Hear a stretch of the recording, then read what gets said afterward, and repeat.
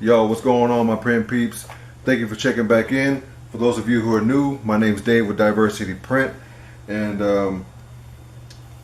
I think I'm gonna do this in the very beginning. I'm gonna use this for the very beginning, and then I'm gonna tell you all about the box that I made, this DIY screen drawing box.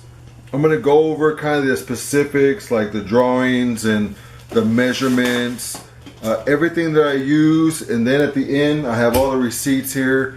I'm gonna guess it's, from what I remember, it's probably about $110, maybe. We'll see. I'm gonna let you know all the stuff that I bought for it, and then that's it. I'll give an overview, all the things that I did differently, maybe I messed up on and stuff like that. And then after that, I'll say my deuces, and then I'll just give the footage of the actual process, maybe some footage out back with the jigsaw or the table saw, and then just in between bits and pieces of me actually doing the, I guess, commentary of putting it together. I want to start off with the box that I made. The height of the box is 43 3/4. The actual height of the left and the right panels is 42 inches tall, lengthwise, and then the front to back should be 26. It's 26 inches from front to back. Alright, I used the template that I got my flash dryer in. Oh shoot. So I used this as a template, and this is exactly 42 inches tall. It's 42 inches. I don't know if you can see that, but it's exactly 42 inches. And so what I did is, I'm not sure if you can see, I have little dash marks, and I have an S on every other one for the screen.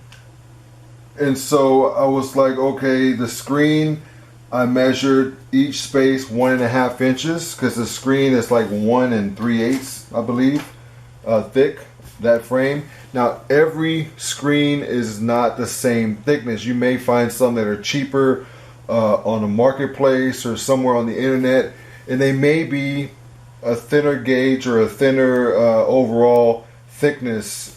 So just keep that in mind as far as the spacing that you want. These are pretty thick. These are 1 3/8, I believe.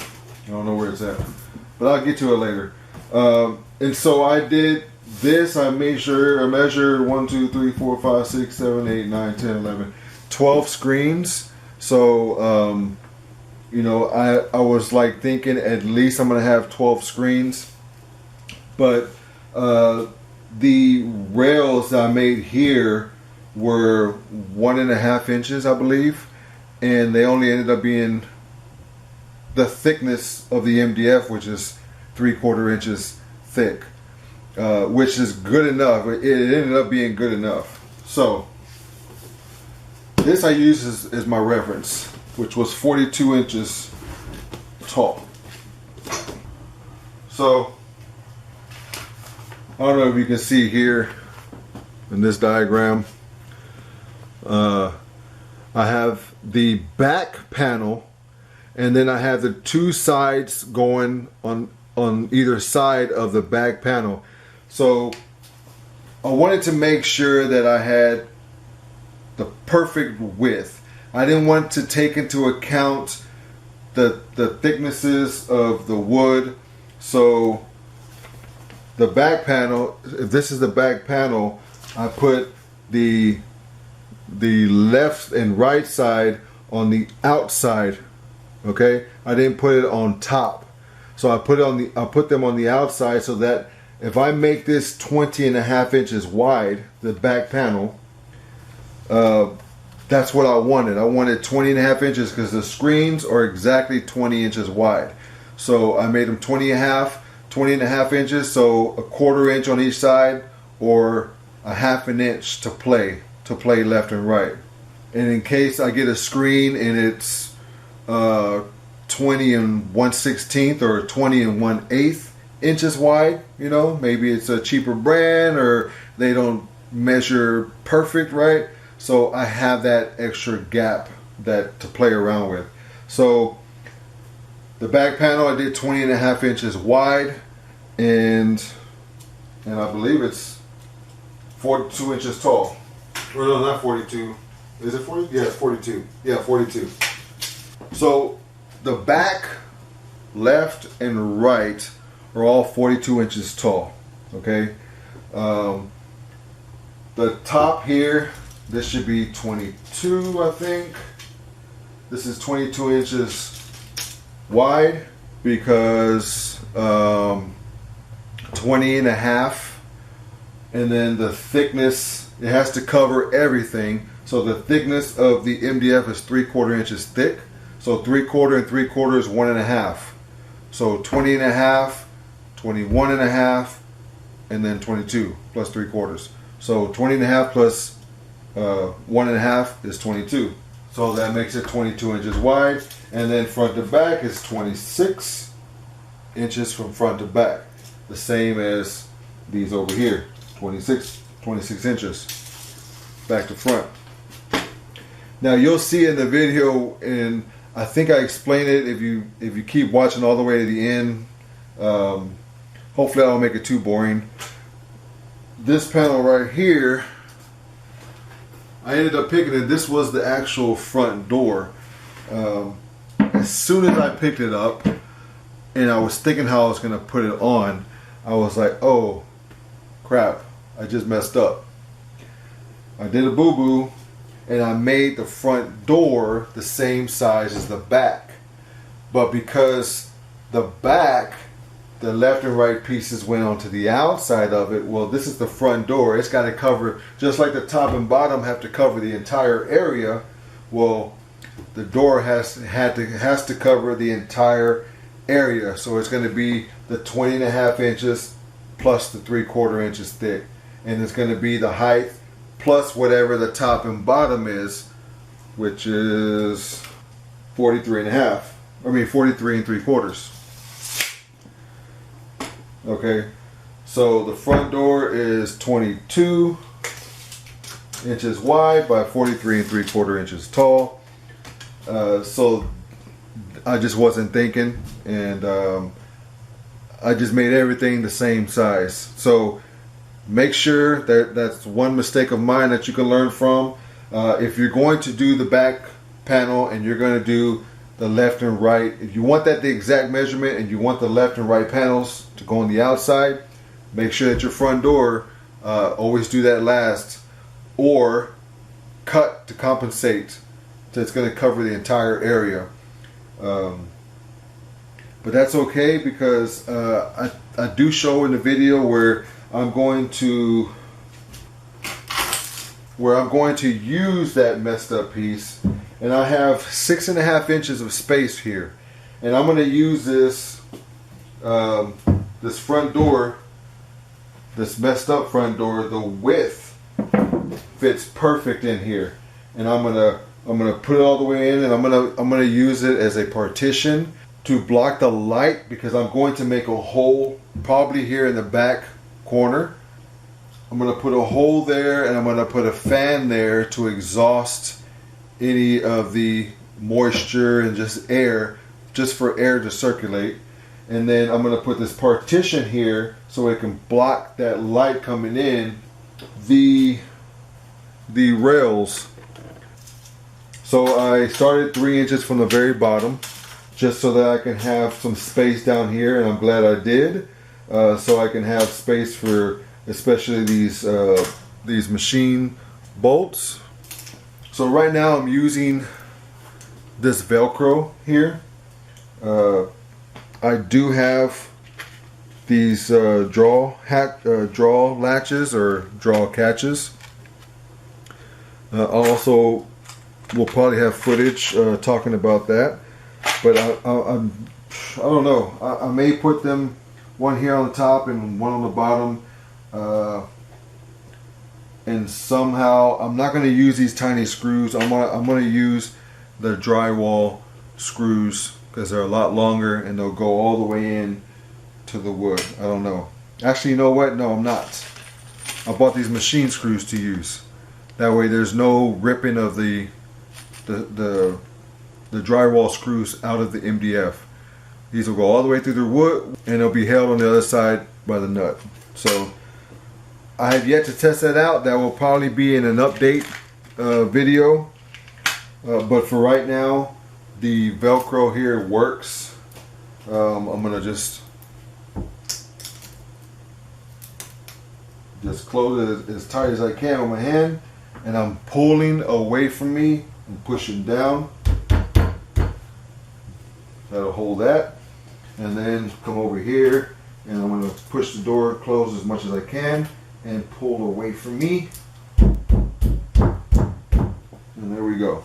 And so it's got a tight seal. Now there may be a little gap, but if I have problems, I'll figure a way out. I have a lot more cork, so I can easily put this on his backside and put another layer of cork here. This is only 1/16 inch thick, so I may need another 1/16 inch to make 1/8 inch thick, and maybe that'll give it that more of a seal. I used 4 hinges. I don't know if you can see the 4th one way down. There's one at the very bottom down there. You probably can't see, but I had this one here, and then I had the one that's probably out of the camera view. But the front of the door kind of looked like it was going down because of the weight of it. So I actually took the screws that came with these hinges, and for these I went all the way through with regular drywall screws. These are 1 5/8 inches long, and I added 2 more hinges in the middle, and that seemed to make it a little bit more sturdier, and it's going to hold the weight, because the screws are these little tiny ones right here.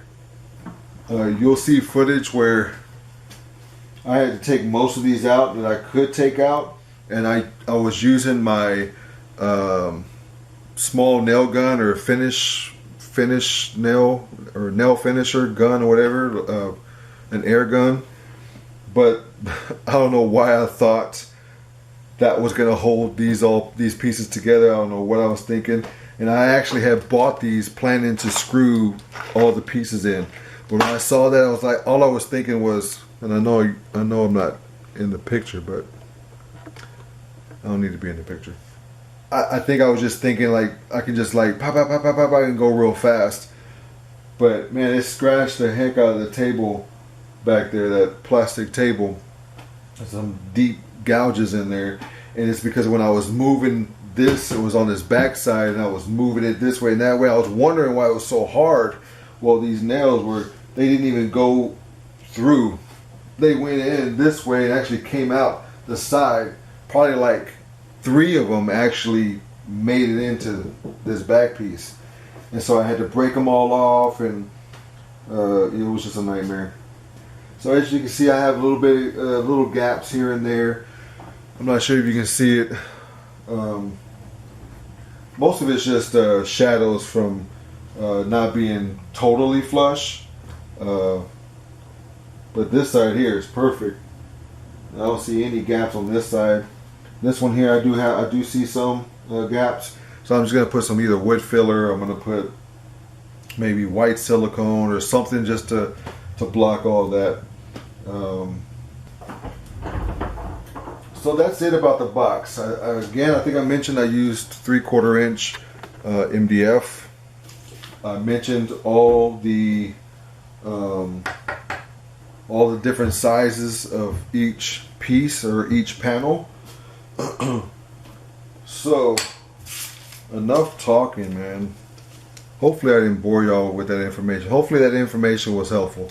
I'm about to get to the receipts here. So the MDF. Now you can probably do what do I suggest here? 5/8. So yeah. So if you're gonna do regular plywood, you can probably do 5/8 inch plywood, maybe even 1/2 inch plywood. I'm sure it may be cheaper and it may be a little lighter, and you may get away with it. I'm not sure. But this I did 3/4 inch MDF because I wanted a solid piece. And I may go further and put like a top on here just to keep it from water damage, or I don't know. So 3/4 inch, 4 foot by 8 foot, $64.96, so about $65. And then I got the 1 pound of drywall screws is $5.98. Again, I tell you in the videos, but this is what I got. That's what I'm using. So that's $6. $5.98. What are these? 2 count, 2.5 inch. Oh, I think that's the hinges. Gatehouse. So I use those. I bought 2-pack of these, 2 packs, so 4 total. So that's $2.88. And I know I have another one here. Yeah, I have another one here, $2.88 and $2.88. So let's just round it up to 3. So $6. So another $6 for the hinges. That's it for that receipt. And then I went back to Lowe's and I bought for the casters, I bought the 1 1/4 inch by 20s and I bought 4 packs of these.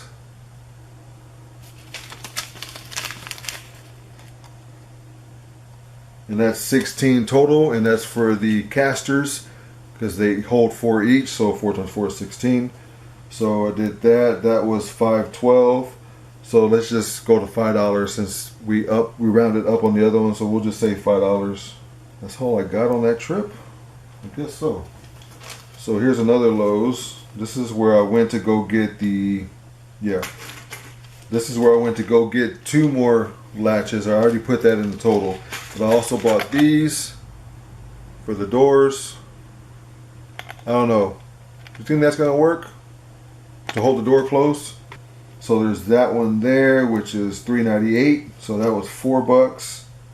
And then the machine screws to actually use with those. Okay. So these, which is number 6 by 32s and 1 1/4 inch long. All right, to go with these, so I can put into these little holes, as well as the 2 holes that go into the latch. So that was $4 and $1.28. So 4, 5. Let's just round it up to $5.50. And then I went to Harbor Freight and I got the casters. They were on sale and I showed them in the video. So just keep watching if you want to see the casters. I will put footage of that, of what I got. So those were $3.99 each, and they actually have the lock, the foot lock on them. You can't go wrong with them. They're 3 inch. It's overkill, but the 3 inch is a perfect size for this, especially for the weight. But they're like 125 pounds each, you know, for the weight, the rated weight. So anyway, $4 each, or $3.99, $15.96, so $16. So we'll put 16 there. And while I was there, I got some nitro gloves, but I got those for when I work on my car, do my brakes or change the oil and stuff like that. But I also got, and I'll bring this out, I used this one here, and I should include footage of me using this here, And this is so that I can, what's the word? So that I can screw in these screws flush. So I'll do a pilot hole, right? And then I will put this onto the head here. I kind of show you in the footage as well. I'll probably include that. But I see where this lands on here, and then I'll mark that area or say, okay, it's the first or second step. And so I'll go down that far, and it just widens the top of the hole here so that this sits flush inside and it's not sticking and sitting on top. So I just bought these, and these are awesome to have because I always work on projects, and it's like the screw is sitting on top of the material after you screw it in, right? And it's like, man, I wish I had a step bit, and this is my first time owning a step bit. This was, Mitch, you can't even guess how much this was. So these were 20 bucks, so basically $10 each, and I used a super coupon, a 20% off coupon, so they were 16. So $8 each. I mean, you can easily spend 45, 55, 65 on up for one of these, right? So that's pretty cool. All right, and that is it.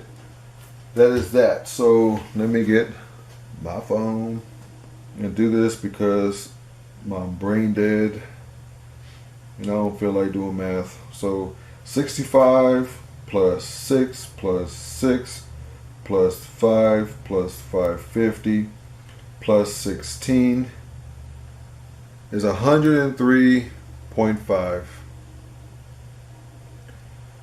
So $104. I was close. For some reason I calculated 110 as I was thinking back on how much all this costs, but $104, is that what I said? So anyway, here is I did it on a grid. Each line I use as a 1 inch.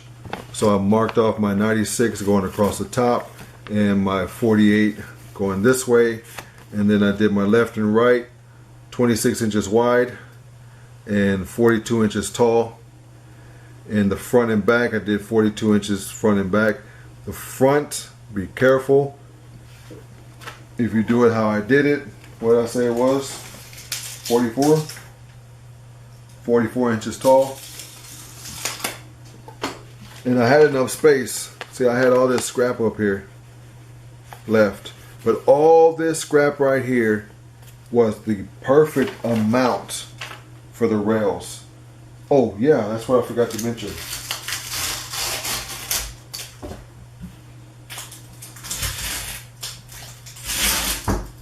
So the spacing of the rails. Probably thought I forgot, huh? I did, but you're probably looking back on that video and you're like, no, tell me about the rails, and I'm glad I remembered. So I started 3 inches from the bottom. Okay, the thickness is the thickness of the MDF, 3/4 inches. Alright? So it was a panel, it was a wide panel, kind of like how you see the scrap there. So I did the width of the panel, I did 1 inch. So these are 1 inch wide. So I left the thickness of the panel because I was like, at first I was going to be like, well, I want them 1 inches wide, but I want them 1.5 inches so that I can have enough space, because that's how I measured them on the template on this big box you have that's here to your right hand side. But I was like, well, I don't want to go buy more wood just to have 1.5 inch thick to have enough space. So I ended up doing 3/4 inches, and let me get another screen. Alright, so let's go like this. And to me, that is the perfect amount. Let me get this here. So 1 inch wide, left to right, is the rails. And the thickness of the MDF, which is 3/4 inches thick. So that leaves well enough room, a little more than 3/4. So about 15/16 of an inch. Actually, no. 7/8. 7/8 of an inch. So it's well enough space for airflow. That's what it looks like right there. So I think it's perfect. So doing it 3/4 inches, using the 3/4 inches thick of the MDF, that allowed me to go from 12 screens to 14 screens and still actually gain a lot more space, because on this box here I just had maybe 3 inches on one end and like 3.5, or I can measure if you want. Let's see. And you're probably like, I don't want. That was 3 inches from that side and 3 inches on that side. So I'm glad I didn't use 1.5 inch thick rails, because that would have left me only 3 inches on top and on 3 inches on bottom. So I was able to fit 2 more screens to make 14 instead of 12. And I kept my 3 inches on bottom, and I got 6.5 inches on top here to work with. Perfect. So is it worth it? You have to decide yourself. For me, it's worth it to me because it's DIY. I would think I can say I made it, and people can look at it and be like, dang, you made that, you know? It's a sense of accomplishment, I guess. I don't know. I just love, if anytime I can do a DIY, I'm the type of person that I just love, if I can, if it's possible for me to do, and if I have the time to do it, I'm gonna attempt to do it. But yeah, you can go out there and get a plain old drying cabinet that'll hold 6 screens, 8 screens, and pay over $200, $280. You know what I'm saying? You know, so of course it's not a metal box and, you know, stuff like that. But all right, so that is pretty much it. Hopefully I didn't bore you guys too much. I know I over explain things. Sorry about that. I'll try and get better. Appreciate your time and attention, and again, hopefully you took something away from it.